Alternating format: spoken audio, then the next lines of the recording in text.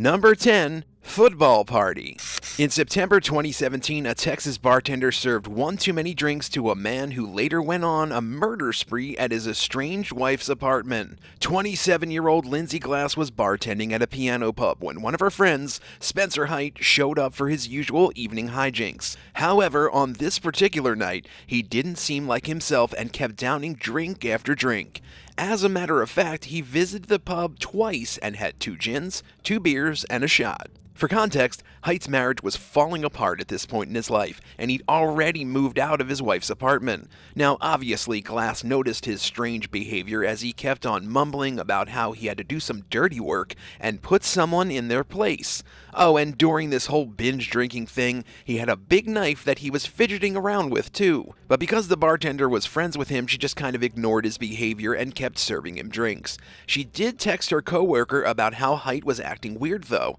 After he left, she decided to follow him to his estranged wife's place, and there, she realized that something horrible had happened. The man she'd served all those drinks to was about to go on a shooting rampage at a football watch party. Of course, she called 911, but by the time any help arrived, it was already too late. Height had gunned down his wife and 7 of her friends. The police did arrive and shoot him down, saving at least one person at the party. With that said, court documents indicated that his blood alcohol levels were 4 times higher than the legal limit, which obviously meant that Glass was going to face a year in jail and a big fine for serving an already intoxicated and clearly insane person. Number 9. Fake security. In August 2021, an Atlanta bartender was abducted by someone wearing a security uniform while she was coming home from her shift.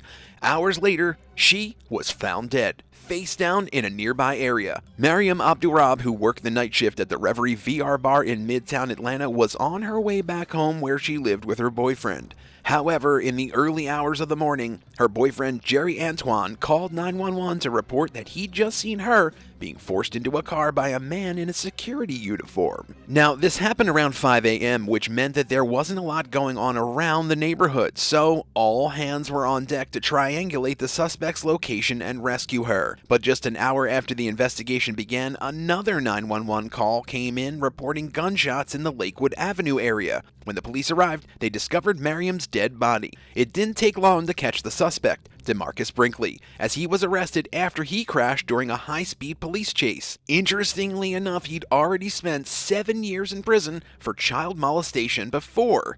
DeMarcus was eventually charged with murder, possession of a firearm, aggravated assault, kidnapping, and a bunch of other stuff, meaning that he's probably going to spend the rest of his life in prison.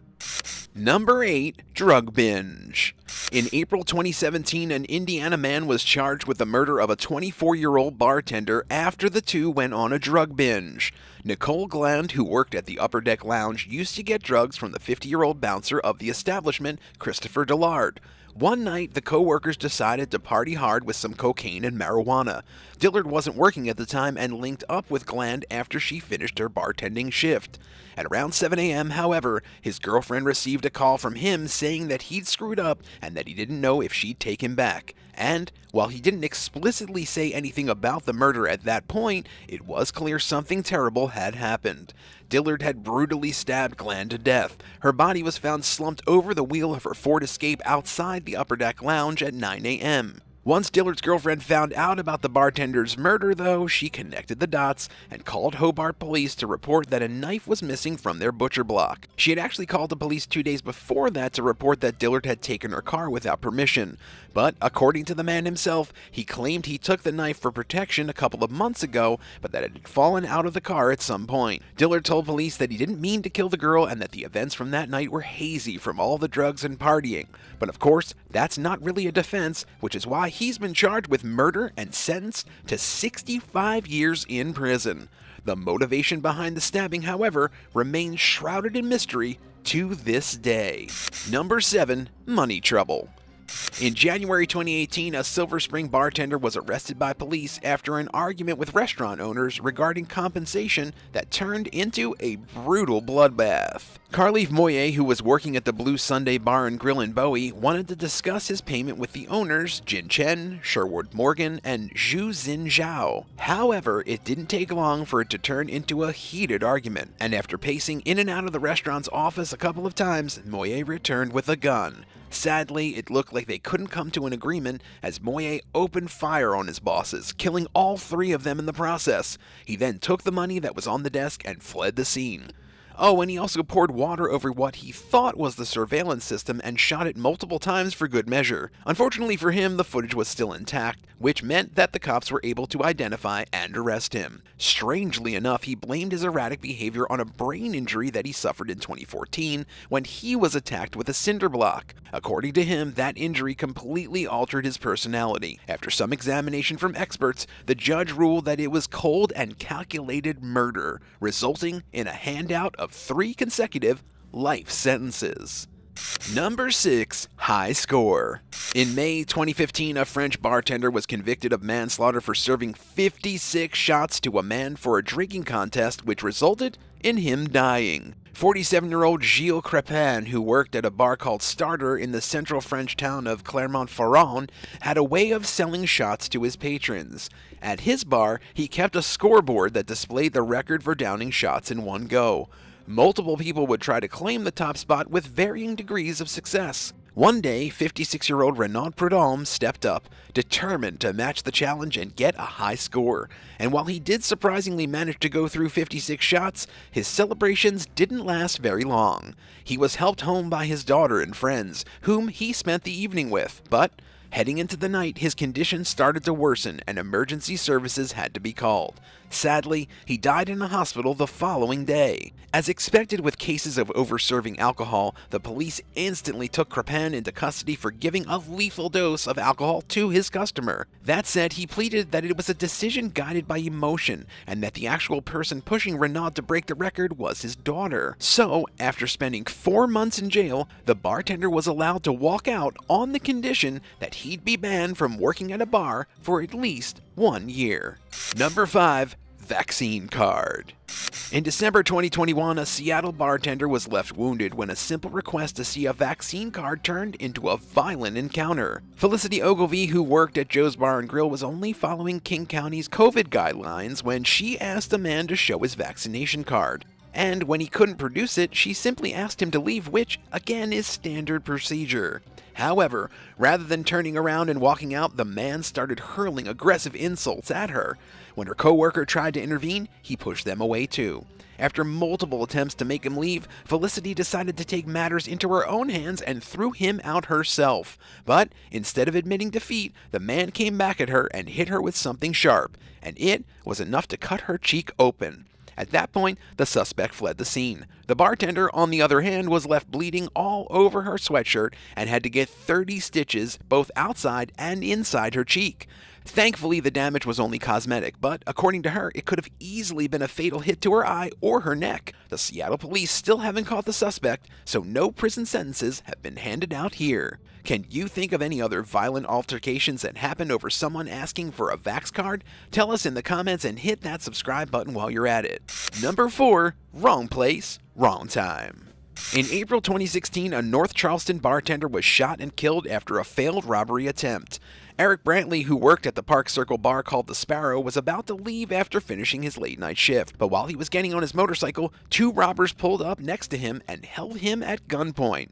Now, rather than complying and giving away his possessions, Brantley decided to resist, which resulted in them opening fire and shooting him 5 times, including once in the head. And while they obviously fled after murdering the bartender, surveillance footage from surrounding businesses led the police to the prime suspects, DeAndre Murphy and Jamal Green. Apparently, the pair was out with several others to get some marijuana, but when they saw Brantley all by himself in the Park Circle, they decided to hop out and make some extra cash. Of course, it all went horribly wrong. Brantley just happened to be in the wrong place at the wrong time. And because the bartender was a pretty popular member of the area's food and beverage industry, a ton of people showed up to see the court case go through. Murphy and Green were sentenced to 30 years in prison on murder and armed robbery charges. Number 3. Arsonist Maniac. In December 2014, a Charleston man was arrested after he threatened to kill a bartender and burn down his apartment after an argument. 43-year-old Robert Shannon Lord had been a pretty frequent offender at the Ashley River Road pub, as he had had a knack for getting mad over minor inconveniences. According to the bartender, this is exactly what happened when he walked into the establishment all riled up, screaming and hurling abuse at everyone. Apparently, he was there to seek revenge after the cops were called on him the previous night for causing a disturbance. Lord definitely wasn't going to let anyone do that to him again this time around. He straight up threatened to murder the bartender for calling the cops and said that he'd burn the whole place down. However, when Lord felt his words weren't instilling fear into everyone, he grabbed a bottle, smashed its end, and began to thrust it at people around him. On top of that, he also grabbed a man's shirt and forced him against a wall. Thankfully, though, someone was able to slip under his radar and call the cops, who arrived on the scene to escort him out and take him into custody. Number 2. Drug Lord. In August 2021, the GBI received reports from a source that a local bartender was distributing drugs in the small community of Tifton in South Georgia. 21-year-old Edgar Fernando Neri, who is also known as Colocho, dipped his toes into the drug trafficking business by supplying meth to people at the bar he worked at. However, as his side business grew, so did his ambitions. Not only did he want to increase his scope, but Colocho also wanted to be the big drug trafficker in the region. As a matter of fact, he wanted the source that outed him to buy a massive amount of drugs from LA.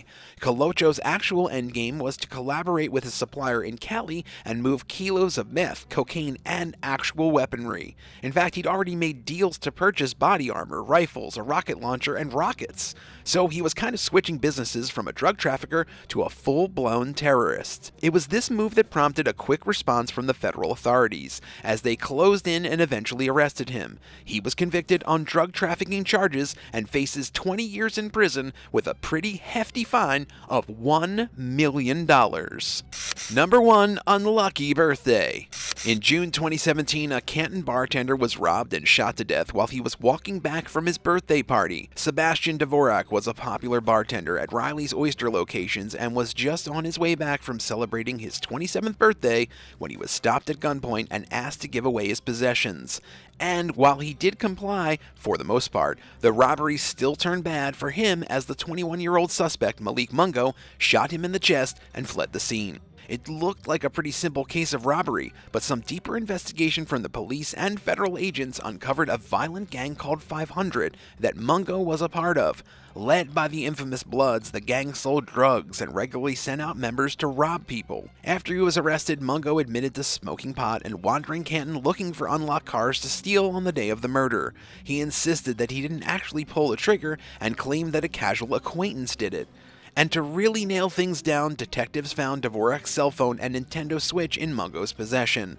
In the end, not only did Mungo get convicted, but 12 other gang members were also caught and tried for various charges.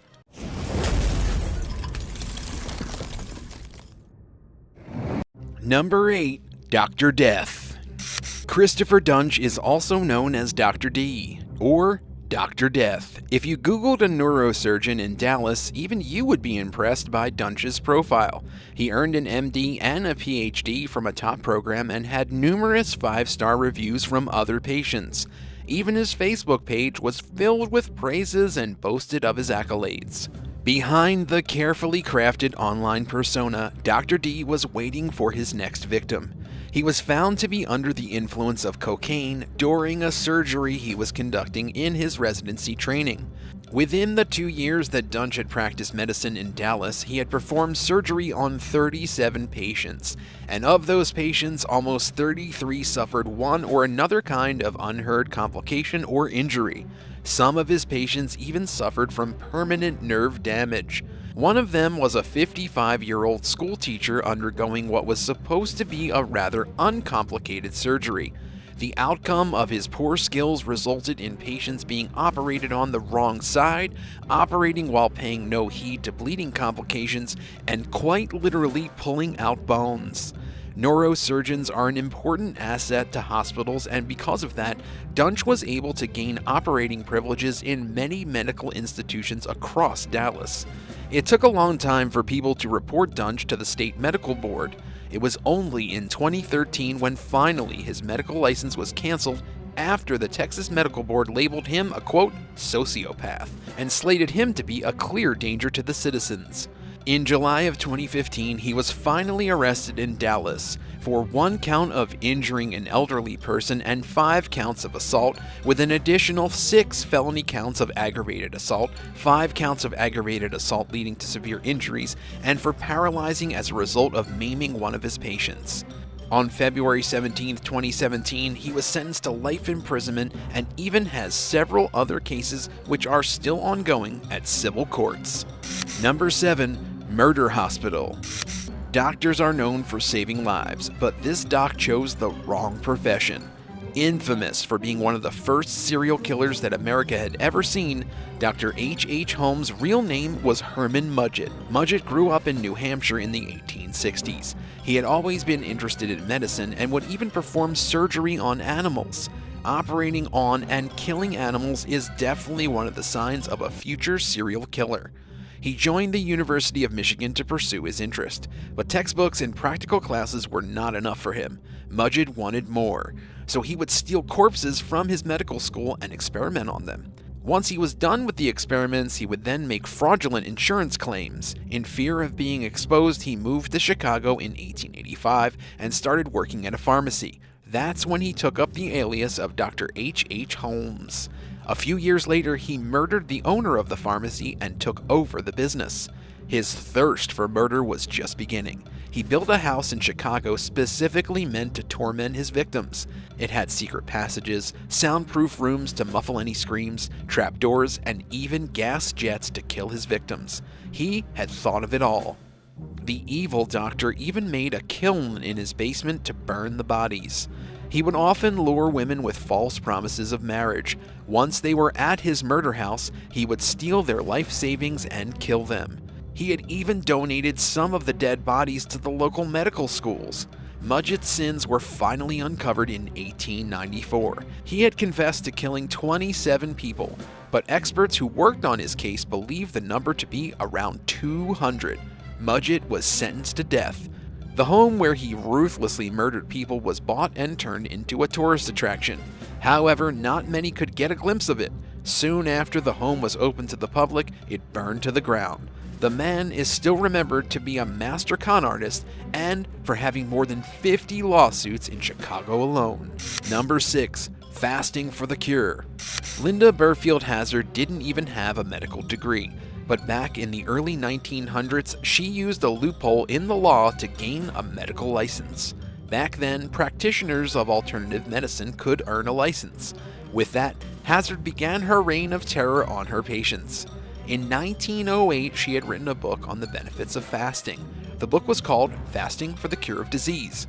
Just as the title suggests, she believed that fasting could cure diseases. All diseases.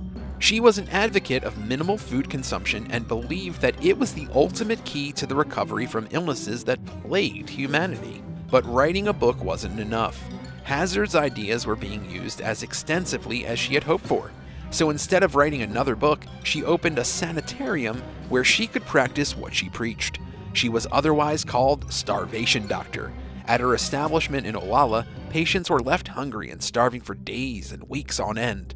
The only food that they were allowed to eat were a few spoonfuls of vegetable broth or juice. Almost 40 of her patients died under her, quote, care.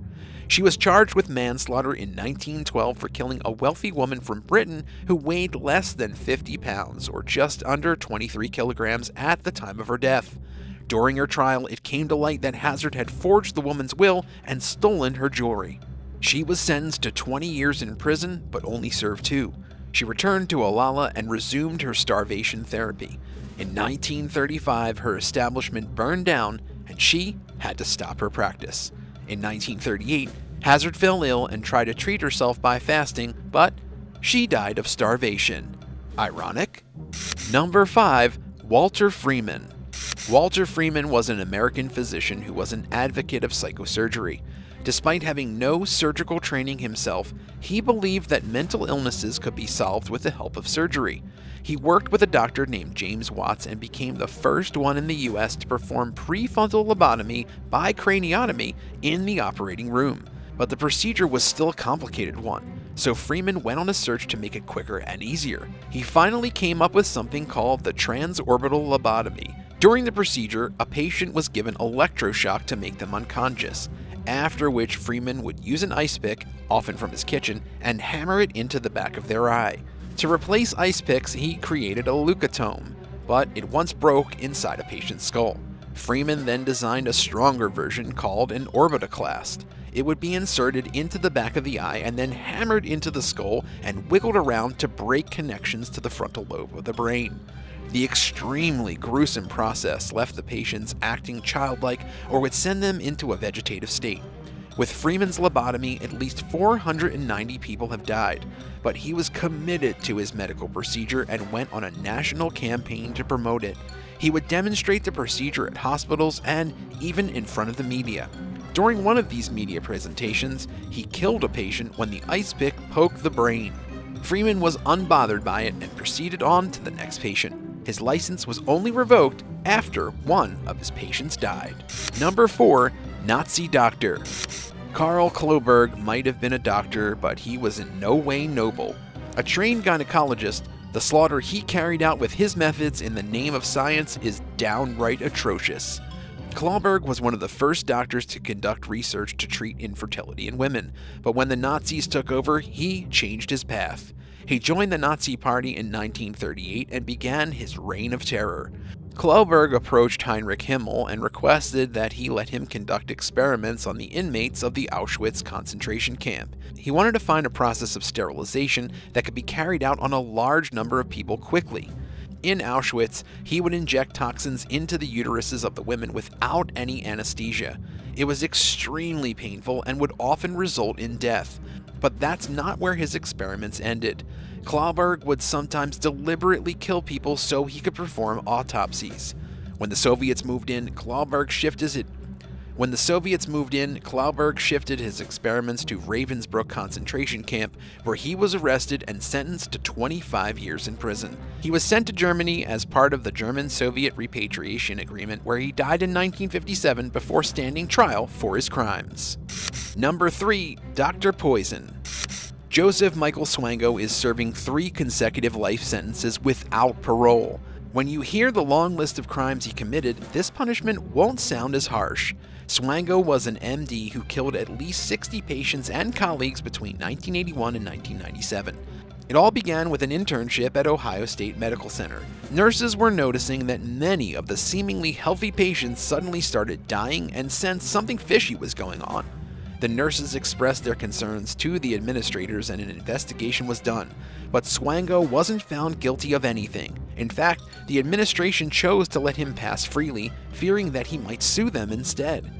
After the internship ended, he started working as an emergency medical technician at the Adams County Ambulance Corps. Soon after, he was arrested when several of his co-workers fell ill suddenly due to poisoning. Swango had poisoned their coffee with arsenic. He was found guilty and sentenced to 5 years in prison on charges of aggravated battery against his co-workers. You'd expect that after serving jail time he would learn his lesson, but Swango's obsession with poison was far from over. After he was released in 1991, he lied on his resume, took up another name, Daniel Adams A., forged numerous legal documents to clear himself of his history, and hopped across several jobs from a counselor to a physician. In other words, he falsified his criminal records to make sure he found employment at some of the top health institutions. He finally settled for a job at a VA hospital in New York State.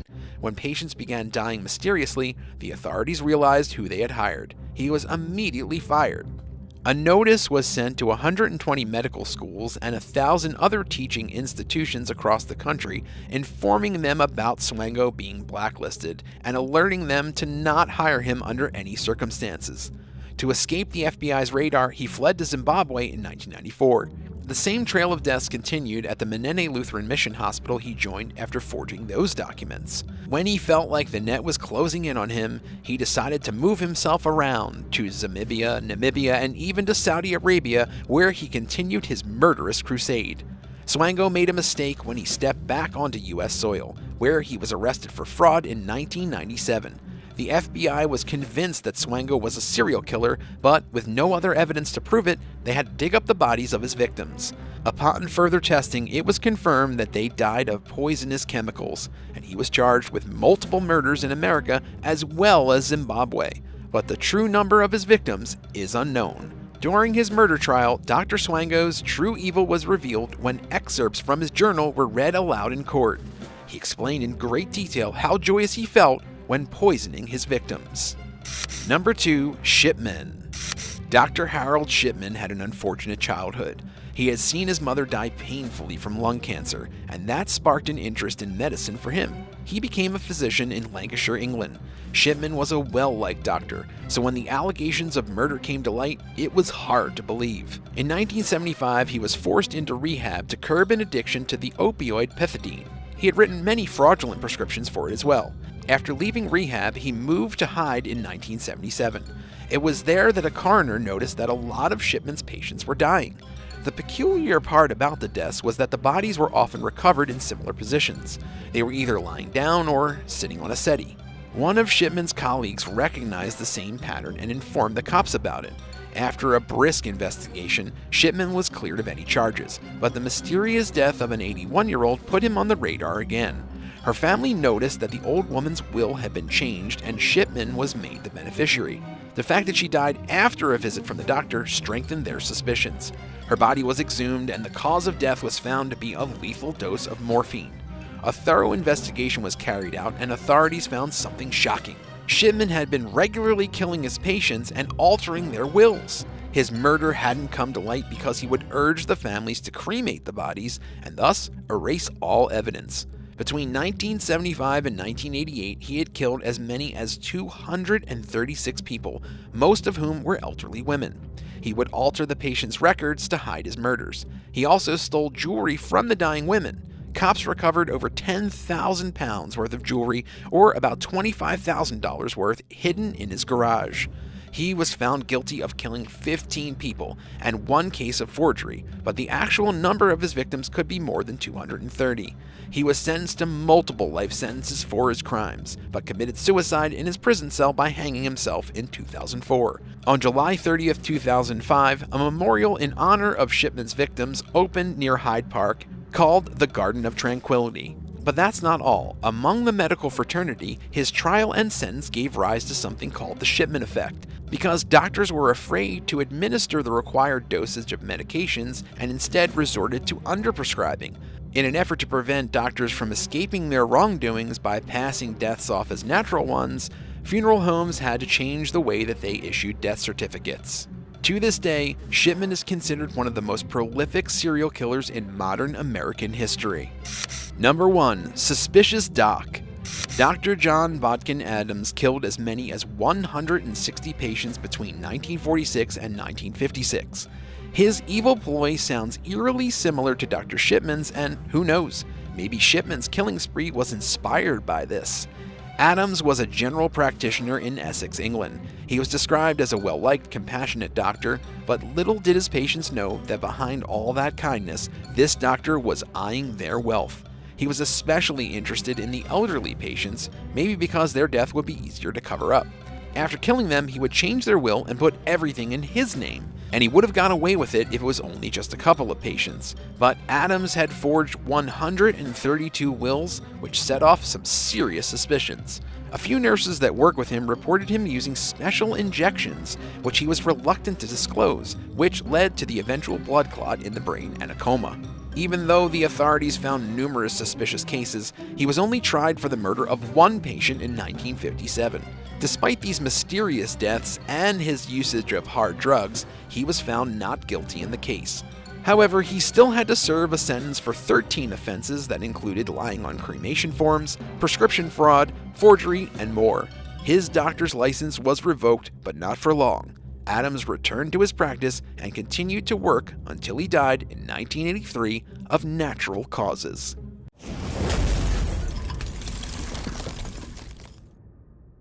Number 8. Amy Harwick. Early on the morning of February 15, 2020, Amy Harwick, a prominent marriage and sex therapist in the Los Angeles area, had just gotten home after a fun evening out with friends. Little did she know that her ex-boyfriend, Gareth Pursehouse, would be there waiting for her. Gareth threw her off a third-floor balcony, and when police officers found her on the ground 20 feet or just 6 meters below, she was barely breathing. And soon, she wasn't at all. After a thorough autopsy, the authorities decided the cause of death was blunt force injuries to her head and torso. There was also evidence of strangulation. The police also found a syringe laced with nicotine, a lethal poison in high doses, on Amy's balcony, which showed that Pursehouse intended to murder her. According to friends, Amy and Gareth dated sometime in the mid to late 2000s, and her friends always sensed something was wrong. One of them would later say that she never saw them together while they dated, and she wondered if he was keeping her away from her friends and isolating her. And it's not like Amy didn't see Gareth as a threat, though, too. Reportedly, she had already filed 2 restraining orders against him. The first was in 2011, and the other was in 2012. In April 2011, Amy wrote that her ex had forced her to the ground and covered her mouth to stop her from yelling. A month later, she again claimed that Gareth had physically abused her many times during arguments. This included choking her, suffocating her, pushing her against walls, and even slamming her head forcefully to the ground. He didn't take their breakup well and would often stalk and break into their home. Gareth also left multiple derogatory comments about her on posts online. They crossed paths again during an adult film industry awards event in January 2020. Reportedly, Pursehouse confronted her and was yelling in her face. He told her that she ruined his life. So it's no wonder pretty much everyone knew that her ex-boyfriend was the culprit when Amy was killed. He was soon arrested and is still in prison awaiting trial on multiple charges including first-degree murder and residential burglary. Number 7. KAYLANN Denham. On June 15, 2017, 24-year-old KAYLANN Denham was scheduled to meet up with a client, Christopher Landry, at 5 a.m. at his home. Before the appointment, as a safety precaution, she told her boyfriend the time and location of the house call. And a little while later, her friends and family started to really worry. She didn't come home on time and calls to her cell phone went unanswered. That's when they decided to call the police, who began searching. Her boyfriend also visited the client's property twice, and the second time, he found her car parked further away in the woods. Soon after, the cops found her lifeless body in Landry's barn. He was arrested on suspicion of killing his own therapist and charged with second-degree murder as well as obstruction of justice. His bail was set at a whopping $250,000 US. Landry would later admit to detectives that he had struck her in the head with a golf club 5 times, but an autopsy report revealed she had actually been hit 15 times and strangled 2 on top of that. His lawyers claimed he did this after she tried to steal his gaming console and computer bag, but they were unable to present any evidence to back these claims. Unsurprisingly, Christopher Landry was convicted of second-degree murder and sentenced to life in prison for killing his therapist. Number 6. Jennifer Ann Hall. This story goes way back to 2002. Jennifer Hall was a respiratory therapist working at the Missouri Hedrick Medical Center. During the 5 months she worked there, 9 patients suffered from cardiac arrest while under her watch. 20 years later, she was arrested and charged with first-degree murder for only 1 of those deaths. Allegedly, Hall intentionally killed 75-year-old Fern Franco by administering unprescribed morphine and succinylcholine to him in a vulnerable state. 3 days after the incident, she was put on leave by the hospital. The reason she was suspected was because the hospital experienced 18 code blue incidents that year alone, which was an alarming increase for a hospital that historically averaged just 1 a year. And after Hall left, the code blue incidents went back to their normal amount. Months later, she was fired, but not because of the deaths. It was actually because hospital officials learned she had been convicted of committing arson at another small Missouri hospital. She spent a year behind bars before being acquitted of the crime in a retrial. After her recent arrest in May 2022, Hall pleaded not guilty and denied all allegations against her. She is currently in prison and her trial is set to take place soon. Her defense argues that she never had access to the drugs given to the dead patients and that she's being treated as a scapegoat for the hospital because of the arson incident. What do you make of this case? Tell us in the comments below and hit that subscribe button while you're at it. Number 5. Anthony Todd. On January 13, 2020, FBI agents knocked at the door of a physical therapist named Anthony Todd in the picture-perfect community of Celebration. They did this in order to give him a federal warrant for healthcare fraud charges that stemmed from his physical therapy business. But when they went inside, they saw something extremely disturbing. Todd was living inside his home alongside the decomposing bodies of his wife and 3 children. Even their dog Breezy had been murdered. The youngest, 4-year-old Zoe, was suffocated to death while the others had all been stabbed multiple times. Their dead bodies were covered with blankets and thrown in the master bedroom. Officials immediately arrested and charged Anthony with 4 counts of first-degree murder and 1 count of animal cruelty. Todd, also known as the Disney Dad, denied the charges, claiming that he wasn't present the night his family died. He said that his wife killed all the kids and then killed herself, which left him completely unsure of what to do. But in another conversation, he completely contradicted this statement. He told investigators that he and his wife decided to kill the children and themselves because she had been watching videos on how to achieve so-called salvation.